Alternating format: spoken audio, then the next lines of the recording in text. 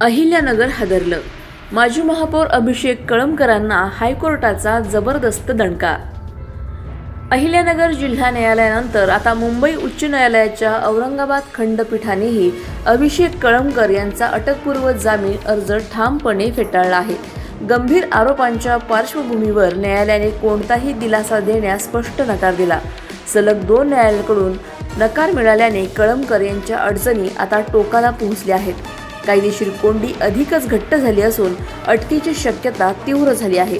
या निर्णयानंतर शहरात एकच खळबळ उडाली असून राजकीय वर्तुळातही जोरदार चर्चा रंगल्या आहेत. कळमकरांना कोर्टाचा मोठा झटका. आता पुढे काय? संपूर्ण जिल्ह्याचे डोळे या प्रकरणाकडे. अशाच बातम्यांचा आढावा घेण्यासाठी आजच आपल्या YouTube चॅनलला सबस्क्राईब करा. बातमी आवडल्यास लाईक करा आणि इतरांपर्यंत शेअर करा.